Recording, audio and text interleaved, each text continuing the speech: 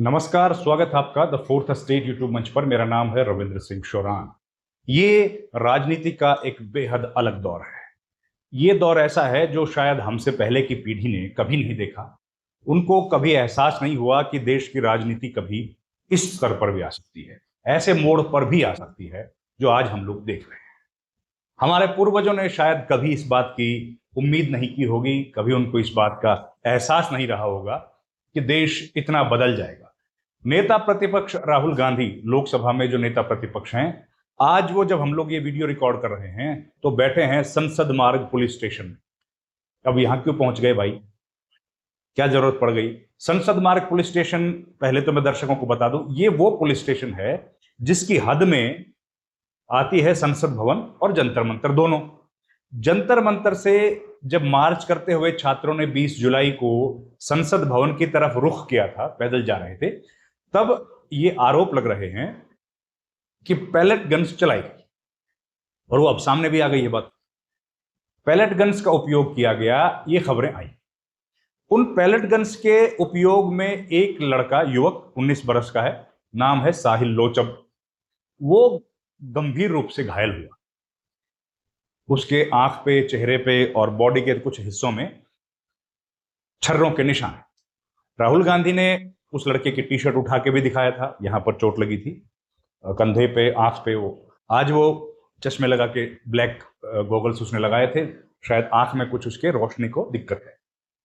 तो राहुल गांधी उस युवक को लेकर के पहुंच गए हैं संसद मार्ग पुलिस स्टेशन में, और वहां जाकर डीसीपी के सामने वो कह रहे हैं कि एफआईआर लिखिए, एफआईआर दर्ज करो। इस बच्चे पर, इस युवक पर किस हथियार से हमला हुआ और किसने हमला बोला, ये जरूरी है। क्योंकि अगर पुलिस ने हमला नहीं किया तो किसने किया भाई? ये भी तो जांच का विषय है।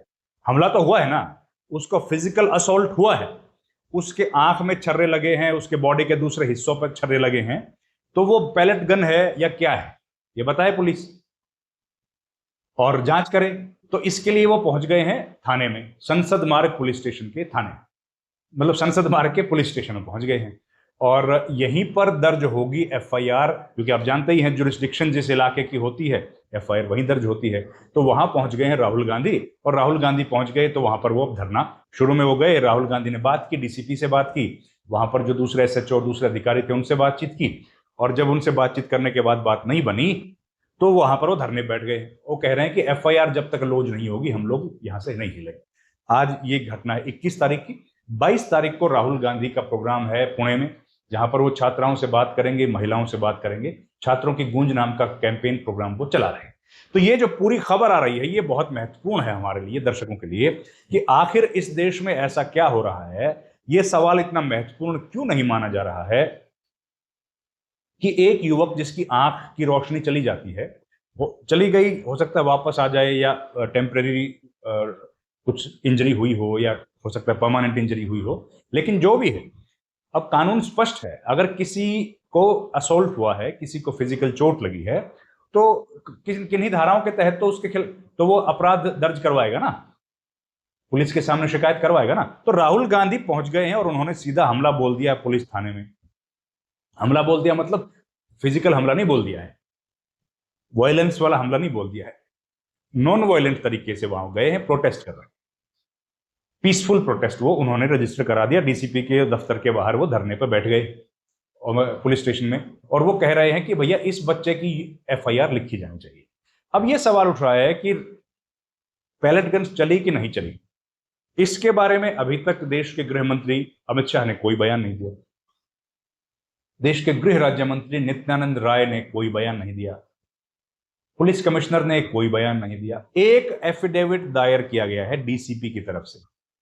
डीसीपी दिल्ली पुलिस ने एक एफिडेविट जरूर अपने जवाब में दिखा है।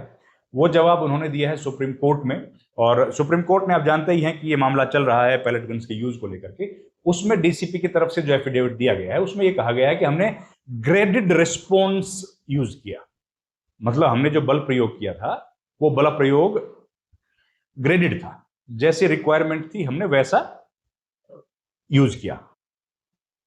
असल में आप जानते हैं कि जंतर मंतर पर 20 जुलाई को जो एक मार्च था, स्टूडेंट्स का संसद मार्च था, उस मार्च को लेकर के काफी विवाद चल रहा है। स्टूडेंट्स के ऊपर लाठीचार्ज हुआ और ब्रूटल लाठीचार्ज हुआ, बहुत बर्बरता के साथ स्टूडेंट्स के साथ मारपीट की गई और उसमें कई स्टूडेंट्स के घायल होने के समाचार मिले। कई स्टूडेंट्स पर यह भी खबर आई कि उनके ऊपर जो है छर्रे चले।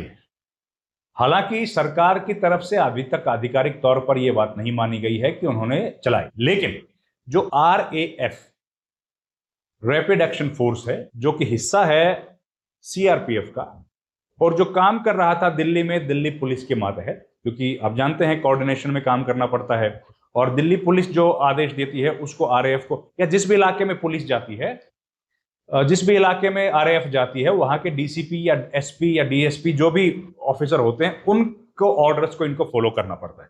तो उन्होंने अपने रजिस्टर में यह लिखा है कि हमने जो पैलेट गन्स का उपयोग किया है वो किया है DCP के आदेश पर, एक बात। और डायरी में उन्होंने अपने रजिस्टर किया है, जो उनकी डायरी होती है उसमें रजिस्टर। एक दूसरा, इस बारे में ज्यादा जानकारी हम लोगों को मिली कहां से? एक तो RTI का जवाब आया है राम मनोहर लोहिया से, जिसमें कहा गया कि 10 इस तरह के घायल लोग थे जिनके ऊपर इस तरह के हमले हुए थे। और दूसरा, कुछ जो पेशेंट्स थे उनके पेशेंट्स के ऊपर लिखा था, पेशेंट्स जो थे उनके ऊपर जो कार्ड बनता है, उनका मेडिकल का कार्ड बनता है, उस पर लिखा हुआ था कि इनको इंजरी किस चीज की है, पैलेट गन्स की इंजरी। ठीक है, तो ये दोनों बातें जब लिखी हुई थी और RTI में जवाब आ गया, तो उसके बाद ये मामला और ज्यादा बढ़ गया। RTI में तो यहां तक कहा गया कि करीब 10 जो है वो ऐसे बच्चे हैं जिनके ऊपर इस तरह का हमला हुआ है या इनको चोट लगी है। साकेत गोखले एक सांसद रहे हैं तृणमूल कांग्रेस के, उन्होंने एक RTI फाइल की थी और उसके जवाब में ये जानकारी मिली। तो कुल मिला के बात यह है कि ये जो मामला था ये बहुत बड़ा राजनीतिक रूप लेता हुआ इस वक्त दिख रहा है और राहुल गांधी जो इस लड़ाई को लड़ रहे हैं वो फ्रंट से लड़ रहे हैं, उन्होंने इस लड़ाई को छोड़ा नहीं है। स्टूडेंट्स का जो मामला है, राहुल गांधी उस मामले पर खड़े हैं और उनका कहना है कि आप लोग चाहे जो भी बातें कहो, बीजेपी चाहे किसी तरीके से भी फुसलाने की, बहलाने की कोशिश करे, लेकिन हम लोग अपने बातों पर, अपनी मांगों पर अडिग हैं। हम लोग यहां से बदलने वाले नहीं हैं। हमको चाहिए स्टूडेंट्स के लिए अच्छी सुविधाएं और स्टूडेंट्स के लिए न्याय। और न्याय मांगने के लिए राहुल गांधी अब पहुंच गए हैं पुलिस स्टेशन में और वहां पर अब क्या माहौल बनता है, मीडिया का जमावड़ा लग गया है, पॉलिटिकल कार्यकर्ता जो कांग्रेस पार्टी से जुड़े हैं वो लोग पहुंच गए हैं और इस बीच सरकार पर एक बार फिर से भारी दबाव आ गया है, क्योंकि राहुल गांधी तो सड़क पे निकल गए और जब कोई नेता सड़क पे निकल जाता है तो जाहिर है वो सरकार को सबसे ज्यादा तंग करता है। और दिल्ली पुलिस में एक और परेशानी की बात जो सरकार के लिए है वो ये है कि दिल्ली पुलिस जो आती है वो आती है गृह मंत्रालय के मातहत, गृह मंत्री अमित शाह। और अमित शाह के खिलाफ राहुल गांधी लगातार मोर्चा खोले हुए हैं। संसद सत्र की जो शुरुआत हुई और संसद सत्र अंत हुआ, तो पहले दिन और अंतिम दिन को छोड़ दीजिए तो राहुल गांधी लगातार ये आरोप लगाते रहे, ये बोलते रहे और हम लोगों ने भी देखा कि लोकसभा और राज्यसभा की कार्रवाई में संसद के दोनों सदनों में अमित शाह नहीं पहुंचे।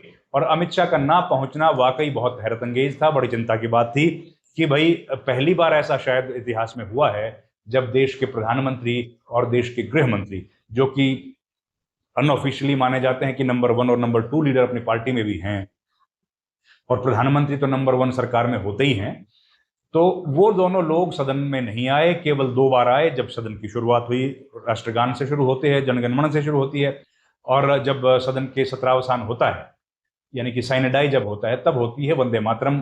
तो दोनों बस इसके अलावा वो नहीं पहुंचे। तो ये पूरी कहानी हम लोगों ने देखी और अब इस मामले को राहुल गांधी छोड़ने वाले नहीं हैं, जबकि बीजेपी लगातार कोशिश कर रही है कि इस मामले को किसी तरीके से डाइवर्ट कर दिया जाए और वंदे मातरम का मुद्दे को लेके आया जाए।